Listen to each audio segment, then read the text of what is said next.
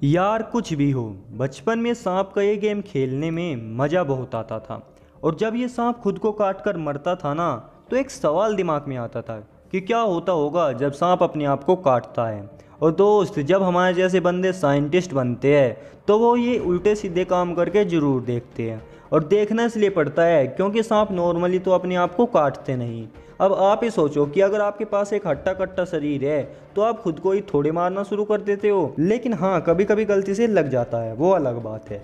यही जानने के लिए साइंटिस्ट के एक ग्रुप ने सांपों को उन्हीं के जहर के इंजेक्शन देकर देखे, और नतीजे के बारे में तो आपको समझाना पड़ेगा। तो चलिए बेसिक से स्टार्ट करते हैं और सबसे पहले सांप और उनके जहर के बारे में जानते हैं। और हाँ दोस्त, वीडियो को बीच में छोड़कर कहीं मत जाना क्योंकि वीडियो बहुत ज़्यादा इन्फॉर्मेटिव होने वाली है।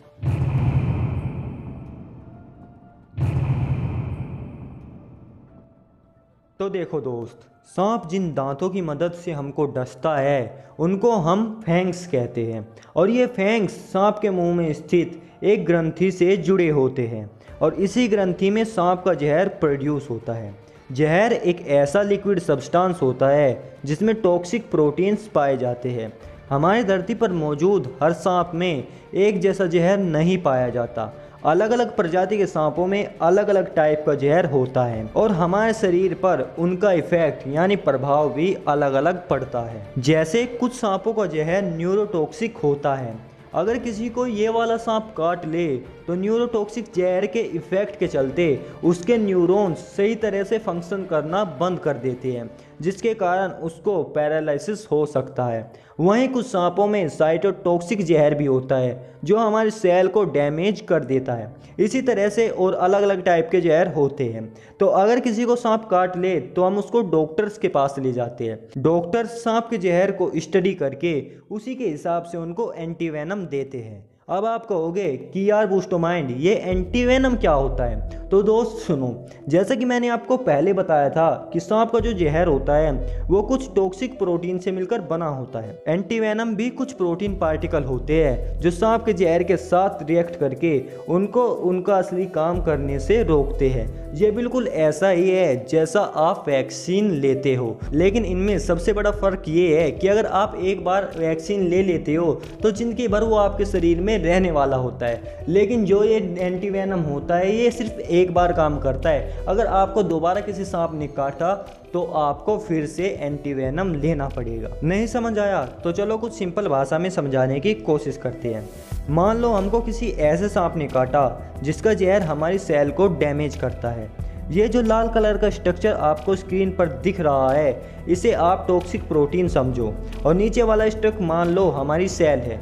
तो ये जहर हमारी सेल से रिएक्ट करके उसको मार देता है। और वहीं जब एंटीवेनम का इंजेक्शन हमें लगाया जाता है तो एंटीवेनम में जो प्रोटीन होती है वो सांप के जहर से कुछ इस तरह रिएक्ट करती है कि हमारी सेल से वो दोबारा रिएक्ट ना कर सके। एक्चुअल में ये बहुत ही कॉम्प्लिकेटेड प्रोसेस होता है, लेकिन मैंने आपको सिंपल भाषा में समझाने का कोशिश किया।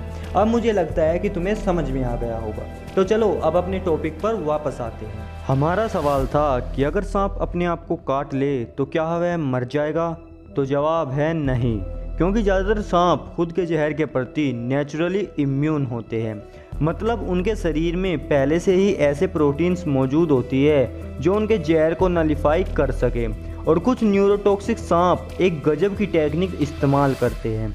आपको जैसे पता ही होगा कि हमारे जो न्यूरॉन्स होते हैं वो नेगेटिवली चार्ज होते हैं, और न्यूरोटॉक्सिक जहर जो होता है उस पर पॉजिटिव चार्ज होता है, और इसलिए ये हमारे न्यूरॉन्स पर अटैक कर कर उनको डैमेज कर देता है।